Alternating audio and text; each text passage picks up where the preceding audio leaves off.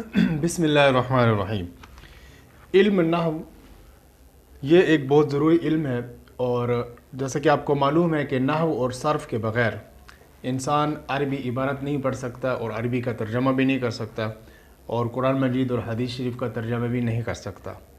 علم نحو اور صرف کو سمجھے بغیر رٹے سے انسان نہ تو قرآن کا ترجمہ یاد رکھ سکتا ہے نہ حدیث شریف کا، اور جب انسان علم نحو پڑھ جاتا ہے تو پھر اس کو رٹا لگانے کی ضرورت ہی نہیں ہوتی، بلکہ وہ عربی یعنی صرف نحو جس کو گرامر کہتے ہیں اسی کی بنیاد پر وہ خود ترجمہ کر سکتا ہے۔ ہاں، مفردات کے الفاظ کبھی کبھی ڈکشنری میں دیکھنے پڑتے ہیں لغت میں، اور وہ ہر زبان میں انسان کو ضرورت ہوتی ہے۔ تو آتے ہیں علم نحو کی بالکل ابتدا سے ہم اس کو دیکھتے ہیں۔ دیکھیں، علم نحو کی تعریف لکھی ہوئی ہے اس چھوٹے سے رسالے میں جو مولانا مشتاق احمد صاحب رحمہ اللہ کا لکھا ہوا ہے۔ علم نحو کی تعریف: عربی زبان میں علم نحو وہ علم ہے کہ جس میں اسم و فعل و حرف کو جوڑ کر جملہ بنانے کی ترکیب، اور ہر کلمہ ٹھیک ہے، لوگ اس کو کلمہ پڑھتے ہیں، ہر کلمہ کے آخری حرف کی حالت معلوم ہو۔ یہ آپ نے یاد کرنی ہے۔ فائدہ اس علم کا یہ ہے کہ انسان عربی نہیں بلکہ عربی ٹھیک ہے، راہ پر زبر ہوتی ہے، زبان بولنے اور لکھنے میں ہر قسم کی غلطی سے محفوظ رہے۔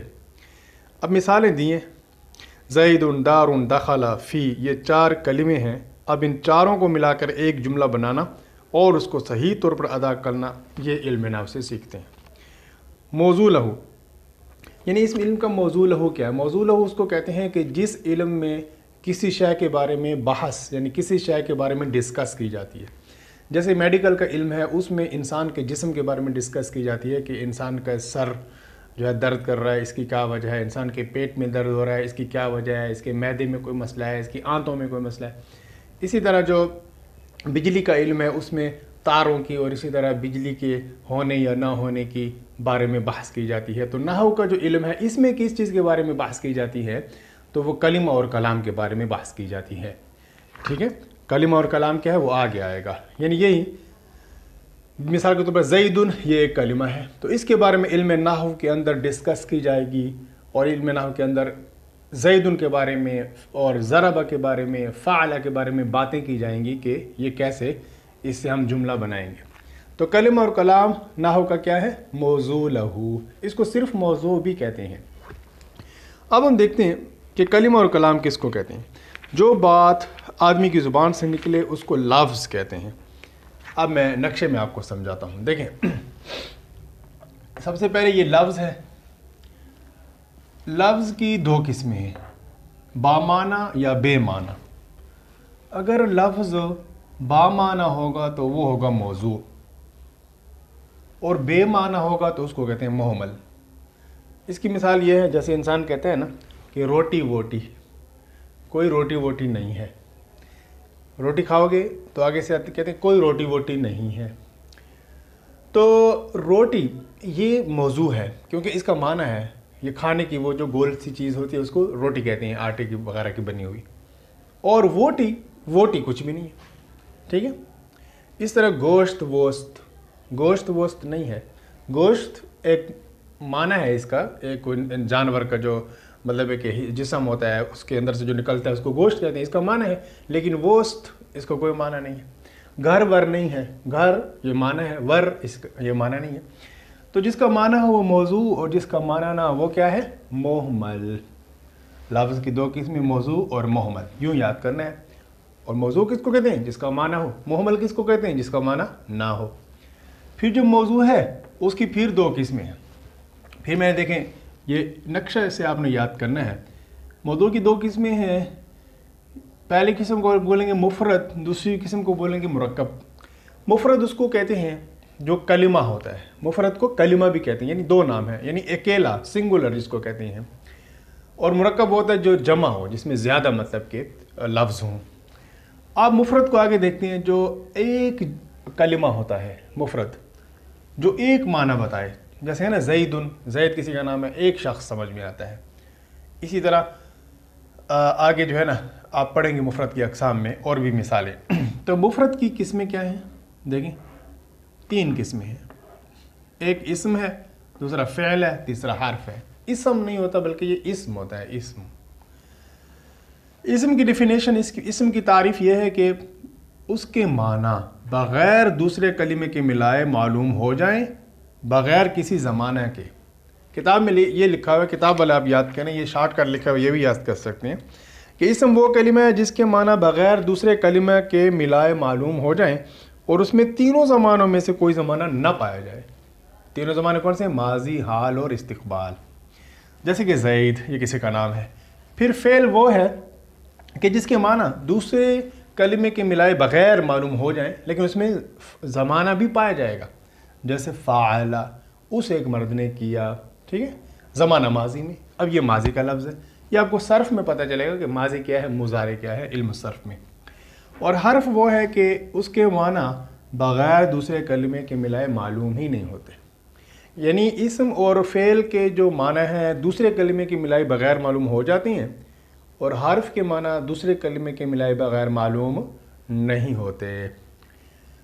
من، اب اس کا کوئی معنی نہیں ہے من کا، جب تک اس کے ساتھ دو اور لفظ نہیں ملائیں گے یا ایک اور لفظ نہیں ملائیں گے۔ الہ کا بھی کوئی معنی نہیں ہے جب تک اس کے ساتھ اور لفظ نہیں ملائیں گے۔ یہ مثال یہاں لکھی ہوئی ہے کتاب میں آپ کے پاس، یعنی کہ من الداری الی المسجد ہے، یعنی گھر سے لے کر مسجد تک۔ یہ آگے مثالیں آپ کو سمجھ میں بھی آئیں گی۔ اور اس کے بعد جو ہمارے پاس کیا نام ہے، اسم ہے نا، اسم کی پھر تین قسمیں ہیں، جامد، مصدر، مشتق۔ جامد وہ ہے جو نہ خود کسی سے بنا نہ اس سے کوئی بنتا ہے، ٹھیک ہے، یعنی جامد جو ہے نا بخیل ہے۔ بخیل مطلب کسی کو دیتا بھی نہیں ہے، کسی سے لیتا بھی نہیں ہے۔ مطلب جامد وہ ہے کہ خود کسی سے نہیں بنا اور آگے بھی کسی کو نہیں بناتا، ایسا لفظ، جیسے کہ زیدن۔ اب اگر ہم دیکھیں کہ زیدن کا لفظ کون سے لفظ سے بنا ہے عربی میں، یعنی اس کا روٹ ورڈ کیا ہے عربی میں، کس سے بنا ہے، تو یہ کسی سے بھی نہیں بنا، بس خود بخود مستقل ایک لفظ ہے، کلمہ ہے یہ۔ مصدر وہ ہوتا ہے کہ جو خود تو کسی نہیں بنا لیکن آگے بناتا ہے، سخی آدمی، مطلب خود تو اس کو کوئی نہیں دیتا لیکن وہ آگے لوگوں کو دیتا ہے، اللہ کے راستے میں خرچ کرتا ہے۔ جیسے مثال کے طور پر ہے نصرن۔ نصرن کا مطلب ہے مدد کرنا۔ اب یہ مصدر ہے، خود تو کسی سے نہیں بنا لیکن آگے اس سے لفظ بنیں گے، نصرا، نصرا، نصرو، نصرت، نصرتا، نصرنا، یہ اور بھی آپ پڑھیں گے صرف میں۔ مشتق وہ ہوتا ہے نا جو مصدر کا بچہ ہوتا ہے۔ مشتق وہ ہوتا ہے جو مصدر سے بنتا ہے نا، اس کو بولتے ہیں مشتق۔ نصر مصدر تھا، اس نصر نے بنائے تھے نصرا، نصرا، نصرو، نصرت، یہ مشتق ہے۔ تو مشتق وہ ہوتا ہے جو خود بھی کسی سے بنتا ہے اور آگے بھی کسی کو بناتا ہے۔ خود بھی کسی سے بنتا ہے اور آگے بھی کسی کو بناتا ہے۔ جامد خود بھی کسی سے نہیں بنا اور آگے بھی زیدن سے کوئی لفظ نہیں بنتا۔ مصدر خود تو کسی سے نہیں بنا لیکن آگے بناتا ہے۔ مشتق خود بھی مصدر سے بنتا ہے اور آگے بھی بناتا ہے، یعنی مشتق کے اندر زیادہ وسعت ہے۔ یہ ادھر لکھا ہوا بھی ہے لیکن آپ اس نقشے سے یاد کریں اور جو نقشے کو ذہن میں رکھیں اور جو معنی معلوم نہ ہو کہ مصدر کس کو کہتے ہیں اس کو تھوڑی سے دیکھ لیں اور پھر اسی طرح دہرائیں کہ لفظ کی دو قسمیں ہیں، بامعنی، بے معنی، موضوع، محمل، اور پھر موضوع کی دو قسمیں مفرد اور مرکب، پھر مفرد کی تین قسمیں اسم، فعل، حرف، پھر اسم کی تین قسمیں جامد، مصدر، مشتق، پھر فعل کی چار قسمیں ماضی، مضارع، امر، نہیں، ٹھیک ہے، ماضی گزرا ہوا زمانہ، مضارع حال یا استقبال۔ مضارع کے اندر دو زمانے ہوتے ہیں، حال موجودہ یا آنے والا، امر آرڈر کرنا، پانی لاؤ، نہیں روکنا، مت بیٹھو، امر کھڑے ہو جاؤ، نہیں مت بیٹھو، مت جاؤ، مت کھیلو، ٹھیک ہے، روکنا۔ فعل کی بھی چار قسمیں ہو گئیں۔ اب حرف کی دو قسمیں، عامل اور غیر عامل، یعنی ایک حرف وہ ہوگا جو عمل کرے گا یعنی زبر زیر پیش وغیرہ لائے گا، اور ایک حرف ہوگا جو زبر زیر پیش نہیں لائے گا، ٹھیک ہے۔ حرف کے بارے میں مزید تفصیل آپ بعد میں پڑھیں گے، فی الحال آپ نے اس کی تقسیم جاننی ہے کہ عامل آیا کہاں سے ہے، غیر عامل آیا کہاں سے ہے؟ تو آپ کو پتہ چلا یہ تو حرف کی قسمیں ہیں، ایک حرف عامل ہوتا ہے، دوسرا حرف غیر عامل ہوتا ہے۔ اس کے بعد یہ ہو گیا مکمل ہمارا، ٹھیک ہے نا۔ اس کو دوبارہ سے آپ دیکھ لیں گے کہ اسم کی 3 قسمیں، فعل کی 4 قسمیں، حرف کی 2 قسمیں۔ اب ہم جو ادھر دوسرا رہ گیا تھا نا مرکب، اب اس کے بارے میں دیکھتے ہیں کہ مرکب کی آگے تقسیم کہاں تک جاتی ہے۔ مرکب کی 2 قسمیں ہیں، مفید اور غیر مفید، ٹھیک ہے۔ مفید کو جملہ اور کلام بھی کہتے ہیں، مفید کو جملہ کہتے ہیں نا، جملے بنائیں۔ اب مفید ہوتا کیا ہے؟ مرکب تو آسان ہے، مرکب کی تعریف یہ ہے کہ جو 2 یا زیادہ سے مل کر بنے۔ مفرد وہ ہوتا جو اکیلا ہو، مرکب وہ ہے جو 2 یا زیادہ سے مل کر بنے۔ تو جو بھی 2 یا زیادہ لفظ جب اکٹھے ہوں گے تو اس کی پھر 2 قسمیں ہیں، مرکب کی پھر 2 قسمیں، یا تو مفید ہوگا یا غیر مفید۔ مفید کا مطلب ہے فائدہ دینے والا، غیر مفید کا مطلب ہے فائدہ نہ دینے والا، ٹھیک ہے۔ اب مفید مطلب کہ جب اس پر کوئی شخص بولنے کے بعد چپ کرے گا، یعنی مرکب مفید کو بولنے کے بعد جب وہ خاموش ہوگا تو ہمیں کوئی بات سمجھ میں آ جائے گی۔ یہ ہے مفید کہ ہمیں بات سمجھ میں آ گئی۔ جیسے کوئی شخص بولتا ہے کہ زید کا بیٹا فوت ہو گیا، زید کا بیٹا عالم بن گیا، اب ہمیں بات سمجھ میں آ گئی۔ یا کوئی شخص بولتا ہے زید گھر میں ہے، یہ بات ہمیں سمجھ میں آ گئی، ٹھیک ہے۔ اس کو بولیں گے مفید۔ یہ مرکب ہے، کیوں کہ زید کا بیٹا عالم ہے، یہ دیکھیں بہت سے لفظ مل کر بن رہے ہیں تو یہ مرکب ہے، بات بھی سمجھ میں آ گئی تو مفید ہے۔ اب غیر مفید میں لفظ تو بہت سارے ہوں گے لیکن بات سمجھ میں نہیں آئے گی، جیسا کہ کوئی شخص بولے زید کا بیٹا، پھر بولے زید کا بیٹا، اب ہیں تو 3 لفظ زید کا بیٹا لیکن بات سمجھ میں نہیں آ رہی، پھر بولے زید کا بیٹا، اب ہمیں کوئی بات سمجھ میں نہیں آئی کہ زید کا بیٹا فوت ہو گیا، زید کا بیٹا سو رہا ہے، زید کا بیٹا روٹی کھا رہا ہے، زید کا بیٹا عالم ہو گیا، موچی بن گیا، کیا بن گیا، کوئی بات سمجھ میں نہیں آ رہی۔ تو جس مرکب سے کوئی بات سمجھ میں نہ آئے اس کو بولتے ہیں غیر مفید، یعنی فائدہ نہیں ہوا، اور جس مرکب سے کوئی بات سمجھ میں آ جائے اس کو بولتے ہیں مفید، اور اس کو جملہ اور کلام بھی کہتے ہیں، یہ اس کا دوسرا نام ہے۔ یعنی مرکب مفید کے 3 نام ہیں، مرکب مفید ایک، اور اس کو جملہ بھی کہتے ہیں اور کلام بھی کہتے ہیں۔ تو یہ شروع میں جو آپ نے پڑھا تھا کہ جس میں جو ہے نا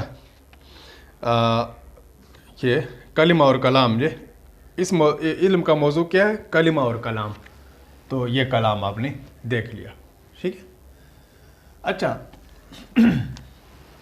اب جو ہے نا مفید جس کو جملہ کہتے ہیں، اس کی 2 قسمیں ہیں، بس یہ آخری تقسیم ہے، اس کے بعد یہ فصل ختم ہو جائے گی۔ جو جملہ ہے اس کی کتنی قسمیں ہیں؟ 2 قسمیں ہیں۔ یا جو مرکب مفید ہے اس کی کتنی قسمیں؟ 2 قسمیں ہیں۔ جو کلام ہے اس کی 2 قسمیں ہیں۔ مرکب مفید، جملہ، کلام پہلے بتا دیں ایک ہی چیز کے 3 نام ہیں۔ تو 2 قسمیں کون سی ہیں؟ جملے کی 2 قسمیں کون سی ہیں؟ جملہ اسمیہ اور جملہ فعلیہ۔ یہ آپ نے فر یاد کرنا ہے، جملہ اسمیہ اور جملہ فعلیہ، بس یہ آپ نے یاد کرنا ہے۔ اور ابھی میں آپ کو آگے بتاؤں گا کہ جملہ اسمیہ کیا ہوتا ہے، جملہ فعلیہ کیا ہوتا ہے، اور اس کی ترکیب کیسے کرتے ہیں۔ تھوڑی دیر بعد آپ کو جملہ اسمیہ اور فعلیہ کی ترکیب بھی آ جائے گی۔ تو پہلا سبق یہیں پر ختم کرتے ہیں۔ ہمارے چینل کو سبسکرائب کر لیں اور ہمیں دعا بھی کریں، اللہ تعالیٰ قبول فرمائے اور صدقہ جاریہ کا ذریعہ بنائے۔ یہ سبق ریکارڈ کرنے کی ضرورت اس لیے آئی کہ بعض طالبات کو یہ چیزیں سمجھ میں نہیں آتی، تو اس لیے ان کے لیے یہ ہم نے کچھ طالب علم کو ہم پڑھا بھی رہے ہیں اور کچھ کے لیے ریکارڈ بھی کر رہے ہیں تاکہ ان کو بعد میں دہرانا، یاد کرنا، سمجھنا آسان ہو۔ السلام علیکم۔